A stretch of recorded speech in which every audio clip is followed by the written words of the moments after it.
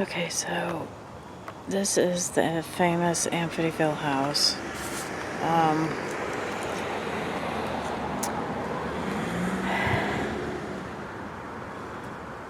So the killer, Ron DeFeo,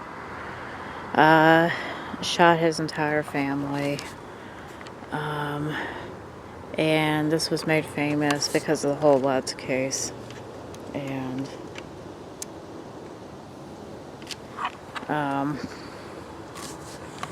so anyway, I can't really show it, shine it, but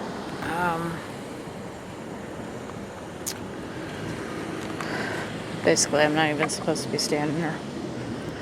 So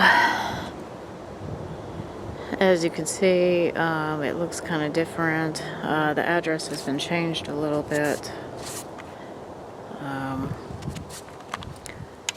But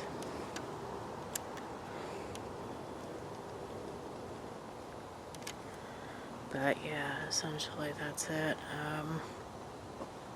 They fled, left everything behind, and claimed that it was haunted by demons, and then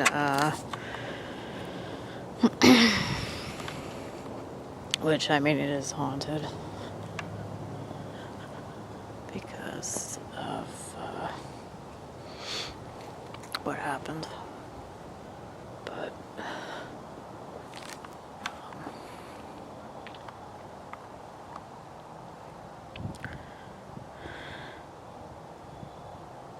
so yeah, and there's a sign there, private property.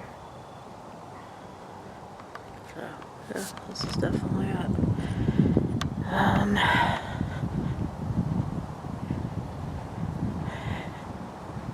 But yep, that's it. And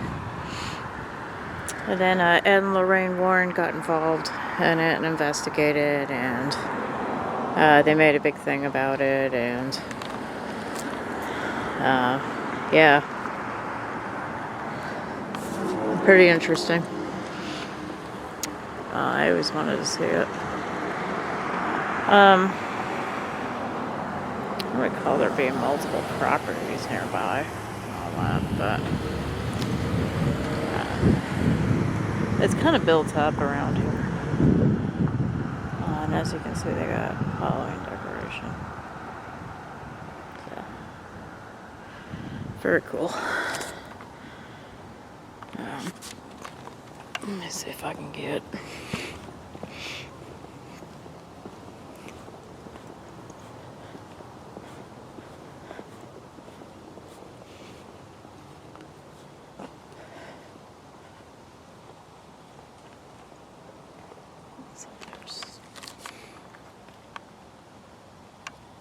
Yeah, it's all built up and back. It's crazy.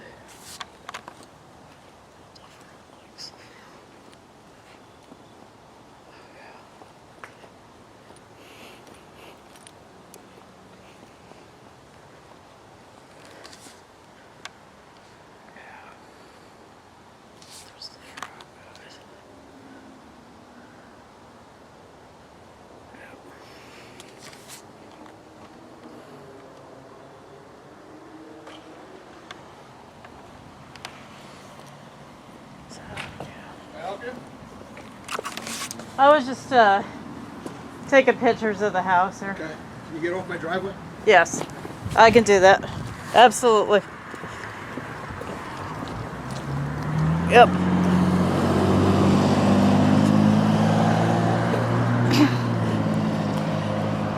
Yep. Well, time for me to close this, guys. Okay, so, when I was at the Amityville Horror House, I really did not get a chance to explain the whole story, about the murder that happened in the Lutz family. Largely because there was a sign out there that said, if you're filming the house, you're trespassing, blah, blah, blah, prosecution. Yeah. People don't like the house being filmed, with good reason. So, I imagine the entire neighborhood has not been happy about that. But I also wanted to share, my movies and, the books that I have about, Amityville horror. So it's a topic of, controversy because, did the Lutz make up the whole thing, because they were in severe debt? Basically, this is the book that is supposedly based on the true story. So they were poor, and all the furniture that was in there came from the DeFeos. So everything was left after the murders. And that's how poor they were. They were using the DeFeo furniture. So it came furnished already, the house. And they got a pretty good deal on it because they couldn't sell the house. The realtors had a hard time selling it because of the murder that happened. So, let's talk about Ronald DeFeo a little bit here. Ronald DeFeo came from an Italian background. His father was supposedly involved in the mafia. He did have some problems with his father.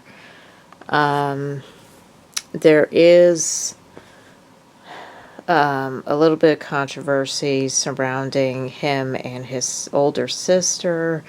Well, I think they were around the same age. I think he and Dawn were around the same age. I believe her name was Dawn. There's controversy about possible incest going on between the two of them, that they fooled around, and it's kind of depicted in The Possession here. This is the second movie that came out, and this is basically loosely based on the whole Ronald DeFeo thing, which features a very strange relationship between Ron and his sister. Of course, they were using different names for the movie, but the family tensions, of course, were there in the film as well between him and the father. His father could be very abusive. And his father also had a lot of money. He had a business. And like I said, he might have been involved in some mafia stuff too. So,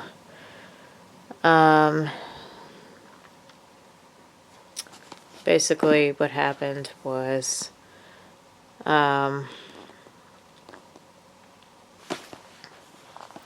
tonight, let's see, I think it happened in the 70s, yeah. So November 13th, 1974, it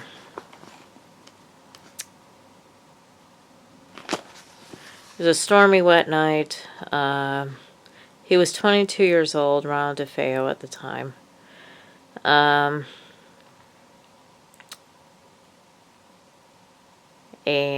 let's see. So he was the oldest. So Dawn was 18, it says. He was 22, she was 18. His other sister was 13. His brothers were 11 and 9.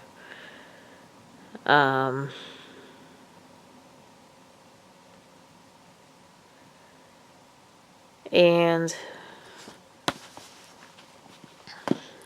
he's changed his story a couple of times. Originally, he was saying that he was possessed to try to get an insanity plea deal, I believe. He claimed that he was demonically possessed and somebody told him to kill and all that. There's also stories about Native Americans on this land, how this was sacred ground when this house was built. So there's questions about, you know, possible hauntings coming from that.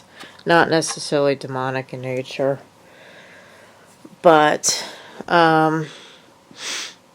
in recent years, he had basically said that it was something that he and Dawn had come up with. They both wanted to get money from their parents, and their rationale was if we kill everybody and make it look like somebody came in and executed the family, then we would get away with it. But according to his testimony, she turned on him and tried to wrestle the gun away from him, and he ended up shooting her. But he can be a serial liar, so it's hard to say really what the full truth is. But for whatever reason, in the video that I did where I was standing right next to that house there, the weird thing is nobody heard the gun fire. And it was a stormy night, so a lot of people think, well, maybe the lightning or something blocked it out. But the other weird thing is it doesn't look like there was movement in the beds, too.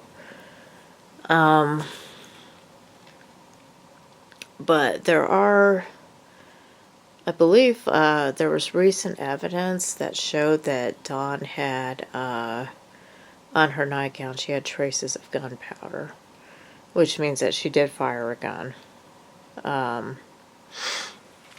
It's possible, and this is why I do think that she had something to do with it. You don't get that from being shot, you get it from actually discharging a gun and shooting yourself. So the traces of gunpowder really brings to light the possibility that maybe she did have something to do with it.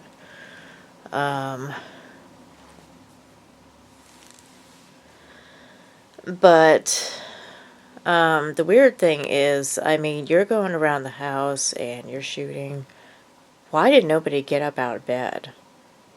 It's just kind of weird the way it was. So there's questions about that.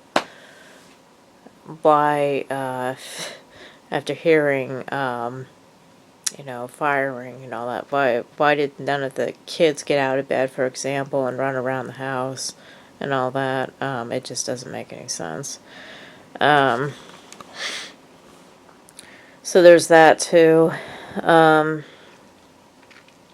And why did he not say, yeah, it was a plot between me and Dawn, my sister, to do it, until like years later, all of a sudden we get this, you know.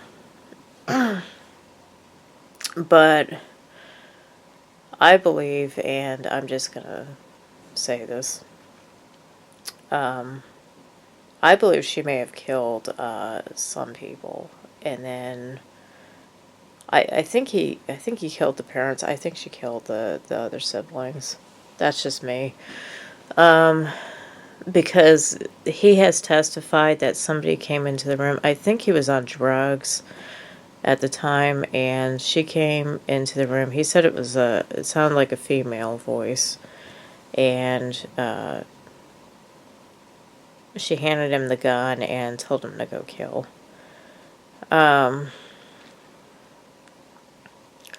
So it's really hard to say, you know, the whole exact story, what it really is. But there are numerous interviews you can watch, you know, on YouTube, documentaries and all that. Like I said, he said that he was possessed originally, you know, probably as a way to plead not guilty by insanity.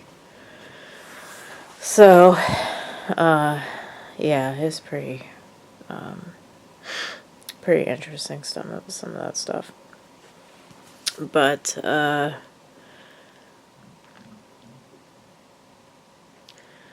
anyway, fast forward,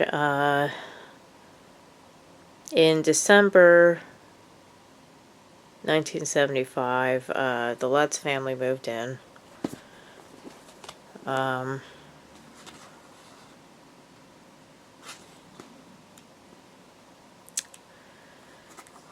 And they claim that the house was possessed.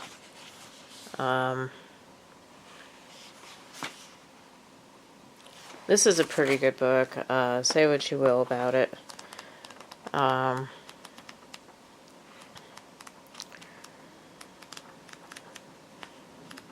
are some weird things that happen at the house. Flies in the dead of winter coming in. A lot of people have rationalized this to be because of the murders. The flies were attracted to certain rooms in the house because they could still smell that somebody had been killed there. It could be because the furniture was there still. Let's see, there's a drawing of Jody, the pig, in here.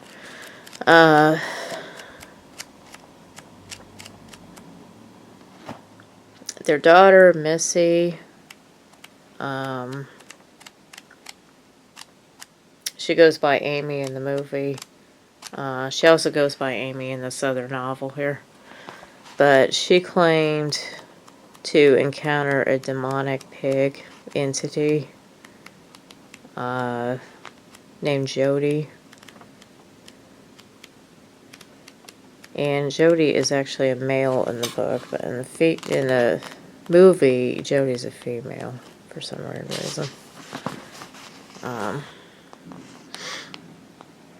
That's her drawing of the pig. And there's questions as to whether it was the neighbor's cat, actually. You know, but there was this whole thing. The controversy really is Jay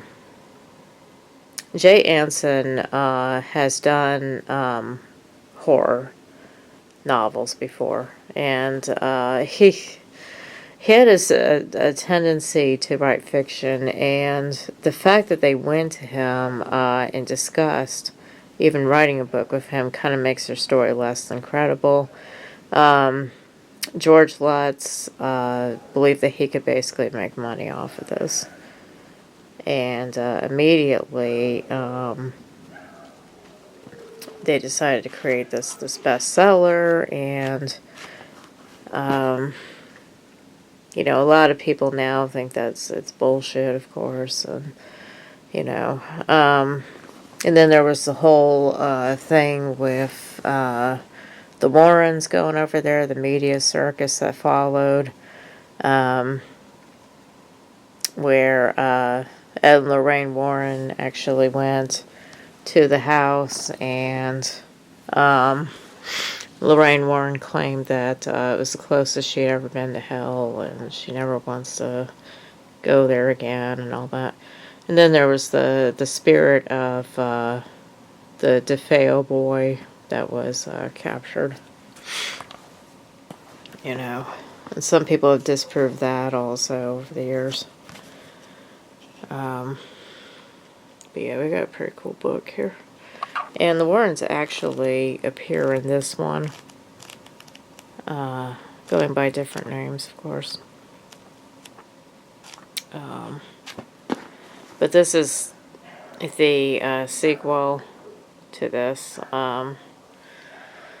So this book, it was written by someone else, based on the story of George and Kathleen Lutz. The children's names were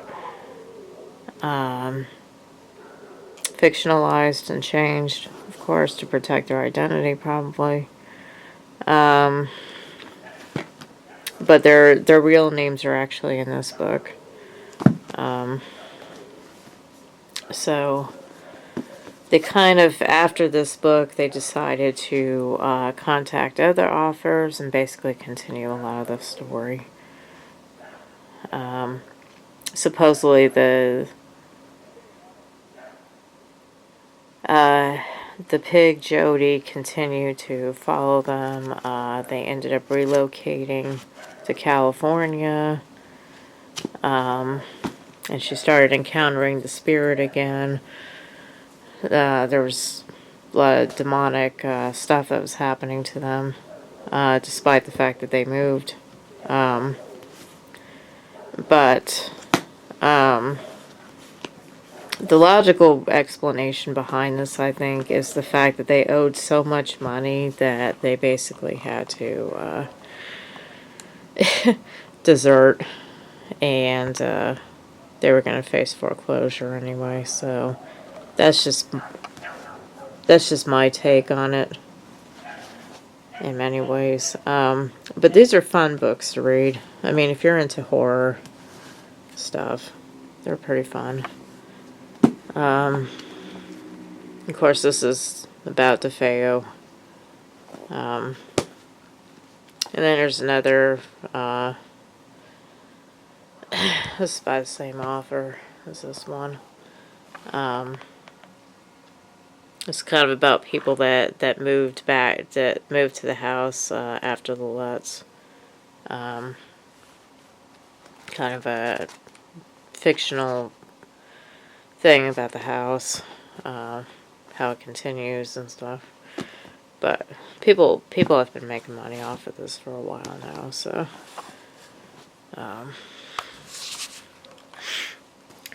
and of course we got the classic movie here.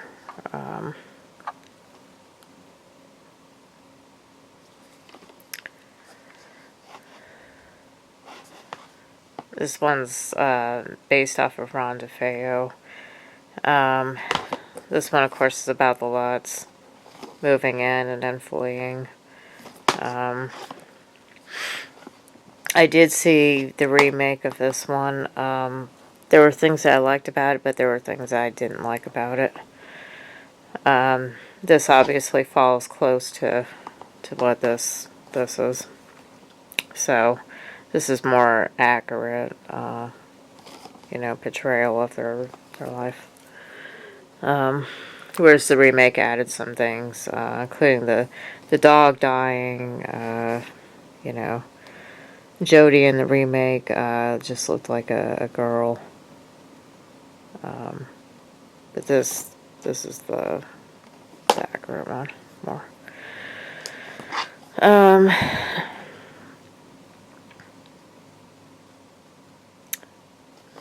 I usually watch this one first before I watch that one, just because it's based off of DeFeo. Is this a good one? I like it a lot, but it goes into like the whole possession thing, which I don't think he was ever possessed. And a priest has to like exorcise him and all that, and can get a little corny because of that. But not to mention the killing scenes were inaccurate. They actually there is some movement, like siblings running away from him and all that. None of that happened. Everybody died in their bed, pretty much. That's basically the story. But he becomes possessed, and he starts kind of transforming, and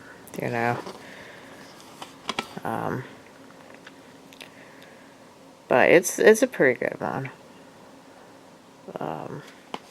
I recommend it. And then we got the one that flopped big time. It could be better. It's pretty interesting. But it's basically about somebody that moves in, and he settles in to write his first novel, but as soon as the ink indeed is dried, people who have come into contact with him in the house begin to meet a shocking fate. Yeah. So it's pretty interesting. When it came out in theaters, it was in 3D, so that was kind of a big selling point with it.